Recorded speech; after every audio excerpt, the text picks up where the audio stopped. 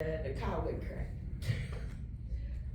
So as I said earlier, I got on the phone, called my bud picked me up. So we are here. Church still goes on. Mm-hmm.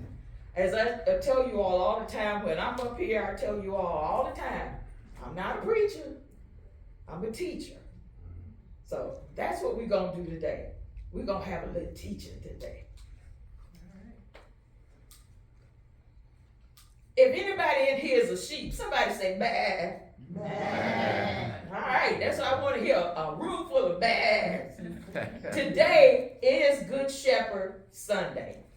And all of the lectionary readings today have referenced the shepherd and his sheep. And in the gospel reading, Jesus said, the gatekeeper opens the gate for him, and the sheep hear his voice. He calls his own sheep by name and leads them out. When he has brought out all of his own, he goes ahead of them, and the sheep follow him because they know his voice. Now, throughout the scriptures, in both the Old and the New Testaments, we are called sheep. The sheep of the fold. Sheep. That's what we get called. So we're compared to dumb, smelly animals. But then again, he's Jesus. He can call us whatever he wants. Amen. But in our being, in our world, being a sheep really isn't all that flattering. Accepting that we are indeed like sheep is the hardest part for many people to grasp. It's difficult to admit our likeness to animals. So dependent on a shepherd. So dependent on others for survival. When we are more accustomed to leading rather than being led like sheep. Everybody want to be first. How many times have you been on the expressway and there's no cars behind you, but somebody rushes up in front of you to get in front of you? Everybody want to be first. They want to lead. But understand, sheep are among the most simplest of all livestock, or as Jackie calls them, barnyard animals. That is to say, sheep are very vulnerable without a shepherd. They face dangers from all kinds of predators, especially wolves and those thieves that were mentioned in John 10. Sheep have a reputation for being passive, stupid, unimaginative, docile, dull, and easily frightened. Mm-hmm. They will often find themselves in danger without a watchful care of a shepherd. But in doing this, I keep saying, but there's got to be a reason why Jesus would refer to himself as the good shepherd and us as his sheep.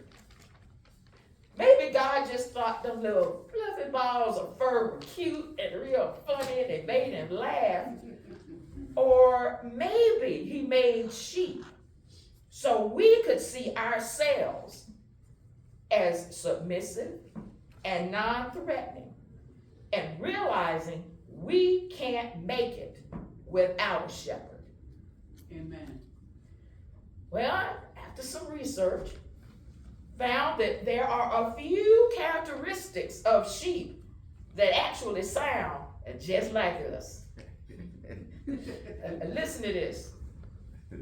Sheep will follow others blindly. Many people say sheep are stupid, but we're gonna call them challenged today. Sheep are known for wandering off and not realizing it until they're in danger. Now, there's a story of a farmer who stretched out a rope across the door of the barn, and he called the sheep out. Remember now, the sheep know the shepherd's voice. He called them out, and he let a few of the sheep jump over the rope. as they exited the barn door. But then he cut the rope. So guess what happened? They kept jumping. The remaining sheep just continued to jump over the rope. There was nothing there, but because they saw the ones in front of them doing it, they did it too. Now there's another story. They had about 1,500 sheep in a flock. And they got left unattended for a little while. And then all of a sudden, didn't I tell you they were easily scared? They got frightened, and what they do? Took off running. Okay. And they ran until they ran off the cliff. Now, the first 400 died. The other 1,100 survived because they fell on their bodies. How many times have you ever heard your mother say, if your friends jump off the cliff, are you going to jump off of it too? Bad. Oh, that's bad. Bad. But these stories are funny until you realize that we are just like sheep, because we will follow anyone without thinking. Jesus compares us to sheep because we are heavily influenced by others, even when we know we should do better. Think about those 2 times that guy in the White House has been elected and then led us over a cliff. Isaiah 53 verse 6 says, all we like sheep have gone astray. We've turned everyone to his own way, and the Lord has laid on him the iniquity of us all. So ask yourself, am I following culture or internet influencers or the business elite, or am I following Christ? Here's another way how we're just like sheep. Sheep are not meant to carry heavy burdens. They are not the best barnyard animals. They are not beasts of burden like horses or donkeys or oxen or even a dog. They can't pull, carry, or transport anything. They are just sort of like, all they do is make wool and taste good when you know how to cook it right. They were not meant to carry a heavy load. In fact, they would be crushed under a heavy burden. That's why we give to Jesus, our good shepherd, our heavy loads, so he can carry it for us. Psalm 55 verse 22 says, cast your burden on the Lord and he will sustain you. Here's another way. Sheep are defenseless without a shepherd. Sheep are not fighters. Amen. They are runners. Not fighters. It's fight or flight. And you know what they're going to do. Sheep have no claws, no speed, no bark. All they got is a bah. And ain't gonna protect you. Without a shepherd, they are easy prey. In Matthew, the 10th chapter, verse 16, Jesus refers to his followers as sheep among wolves, reminding us that like sheep, we may encounter challenges and threats in a world that can be found hostile to our faith. Sheep panic easily. Remember I said that they heard a little noise and they took off running? Startle a sheep and it will run, even if there's no real threat. Have you seen this joke on TV that's been played on people, especially our people? that when you see one black person run, Everybody. everybody run. And they don't even know why they running, but everybody running. While life is hard, we often react with panic instead of faith. Jesus compares us to sheep because we need constant reassurance and peace and his presence. And only he can offer that consistently. You call on Jesus, he's right there. Amen. Now, okay, being a sheep isn't all bad.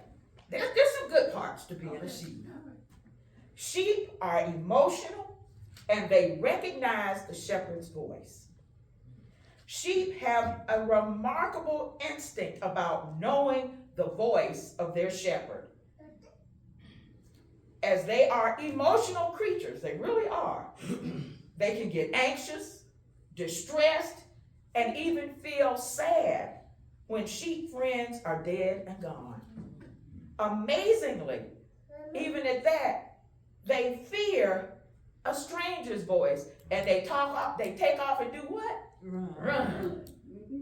And just like sheep, we are anxious, distressed, and feel sadness, but are comforted by the shepherd's voice to keep us calm in times of trouble. Otherwise, we could easily be led off by a stranger's voice and encounter real harm.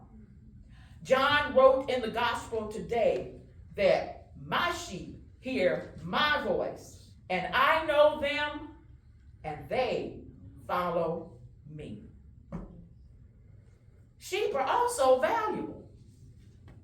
Even though sheep are dirty, smelly, lack good sense, God made them valuable. Sheep were treated like prized possessions in Jesus' day. If you were considered wealthy if you owned large flocks of sheep, because they provided meat, milk, and wool. And in addition, they produced more sheep. So how much more precious are we than some smelly sheep? Jesus compares us to sheep because he views us as priceless and precious. So valuable that our good shepherd was willing to give his life for us, dying to protect and redeem his flock, and he did it from a cross. All right, so what we learned today? That like sheep, we are weak, we wander off, we panic, we run, we fall. But Jesus, Lifts us up. our good shepherd, yes, never leaves us. Jesus sees us, he knows us, and he is right there with us when we cry out. So all of this maybe is not about how helpless and dumb sheep are. Maybe it's about how powerful and loving and present Jesus Christ is. We're not compared to sheep because we are foolish creatures. We are compared to sheep because we are loved. Amen.